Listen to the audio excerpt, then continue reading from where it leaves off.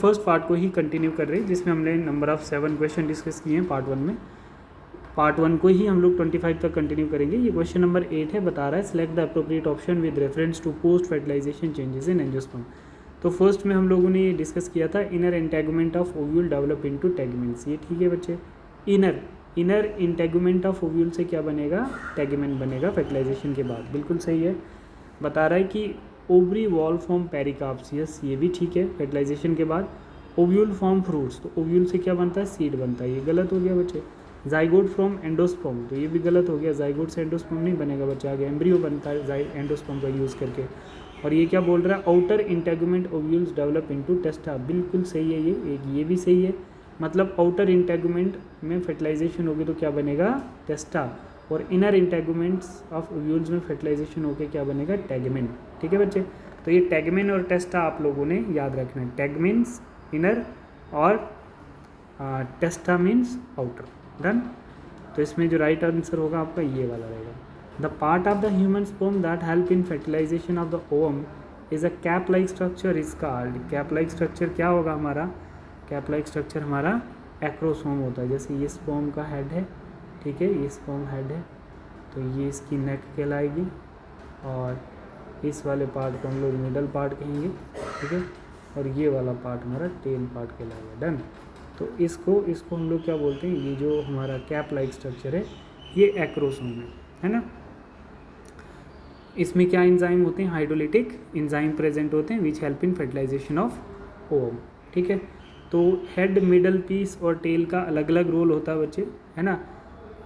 जो हेड होता है इसमें न्यूक्लियस प्रेजेंट होता है, और जो आपका मिडल पीस होता है इसमें माइटोकॉन्ड्रिया न्यूमरस होते हैं जो प्रोड्यूस करते हैं क्या, एनर्जी फॉर स्पर्म मोटिलिटी। ठीक है, और फिर उसके बाद हमारे पास जो टेल वाला पार्ट होता है ये स्विमिंग में हेल्प करता है। ठीक है, तो इसका बी पार्ट राइट आंसर है। Rearrange the event of life cycle of retrovirus. Rearrange the event of life cycle of retrovirus. तो इसमें आप लोग देखेंगे क्या आंसर आएगा बच्चे इसका।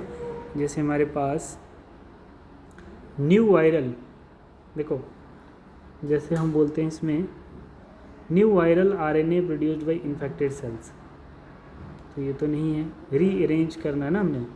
रीअरेंज करने में पहले हम लोग क्या देखेंगे, फर्स्ट क्या आएगा, रिवर्स ट्रांसक्रिप्टेस, फिर उसके बाद new virus particle inject into other cells, ठीक है, viral RNA introduce into the cell, viral RNA incorporate into the host genome.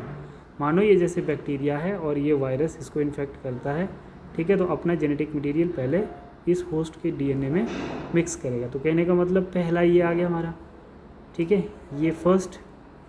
फिर सेकंड स्टेप क्या होगा, viral DNA introduce into the host cell, viral DNA incorporate into the host cell, ये वाला first आ गया, ये first आ गया, ठीक है।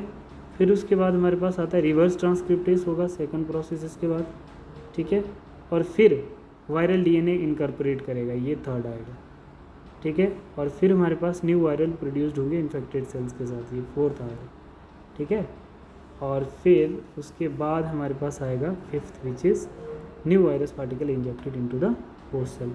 तो हमारा राइट आंसर क्या आएगा, DBEAC, DBA और C ये वाला, ठीक है। ये स्टेप आपको याद रखनी है, बहुत अच्छे क्वेश्चन है बच्चे।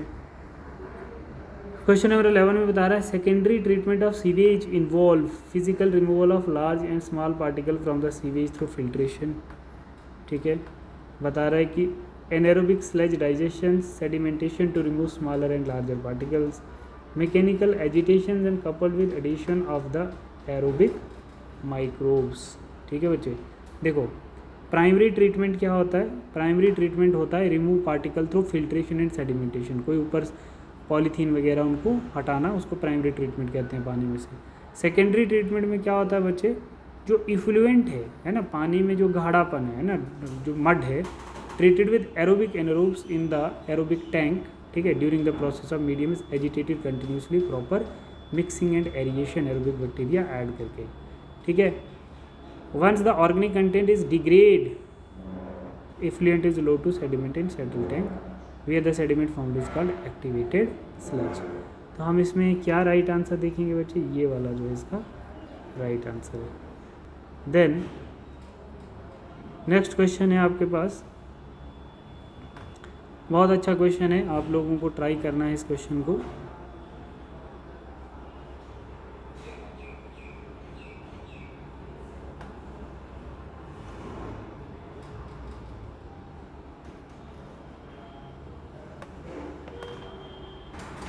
बच्चे क्वेश्चन में क्या बता रहा है, given below two statement, one is labelled as assertion A and other is labelled as reason R. Assertion में क्या बोल रहा है, in F2 generation of Mendelian cross the trait has been seen in the progeny are identical to the parents. ठीक है, सही है। F2 generations में क्या होंगे, आइडेंटिकल टू पेरेंट होंगे। Mono hybrid Mendelian cross F1 generation में क्या होगा बच्चे, और F2 जनरेशन में, F2 जनरेशन में क्या होता है बेटा, progeny expressing phenotype of both the parents show similar, है ना। बता रहा है reason, the progeny of the F2 generations in the Mendelian cross show the blending of traits. इसमें F1 जनरेशन में इसको F1 जनरेशन करेंगे, ठीक है, थोड़ा सा इसको ठीक कर देना। F1 जनरेशन में सभी हमें टाल दिखते हैं, ठीक है, progeny identical to the parents, ठीक है। बट रीज़न क्या बता रहा है, the progeny of F2 generation in the Mendelian cross show no blendings of traits, ठीक है, नो ब्लेंडिंग ऑफ ट्रेट्स। मतलब this observation was possible because there is no blending of traits occur. This also lead to the conclusion that traits gone by the discretes unit. तो इसमें क्या आएगा, both A and R correct and R is the correct explanation of A. R is the both A and R correct and R is the correct explanation of A. ये वाला सही है, ठीक है। 13 में देखो, in flowering plant the egg apparatus consist of 3 antipodal and 2 synergids and 1 central cell, 2 synergid cells and 1 egg cells, 3 antipodals and 2 synergid cells। तो इसमें आप लोग क्या देखेंगे बच्चे, एम्ब्रियो सैक जो होता है फीमेल गैमेटोफाइट ऑफ एंजियोस्पर्म, वो 8 न्यूक्लिएटेड और 7 सेल्ड होता है। कैसा होता है, 8 न्यूक्लिएटेड एंड 7 सेल स्टेज होती है। तो इसमें आप लोग कैसे बताएंगे, जिसमें हमारे पास आता है egg apparatus with 1 egg and 2 synergid cells और सेंट्रल सेल्स 2 पोलर न्यूक्लियर और 3 एंटीपोडल। तो इसका राइट आंसर क्या होगा बच्चे आपका, ये वाला 2 synergid cells और 1 egg cell, ठीक है। इस क्वेश्चन के एग apparatus में क्या होता है, एग apparatus में आप लोगों का जैसे ये एम्ब्रियो सैक आ जाता है, ठीक है, एम्ब्रियो सैक है, और ये एग सेल आ गया, ये सिनर्जिड सेल्स, ये 2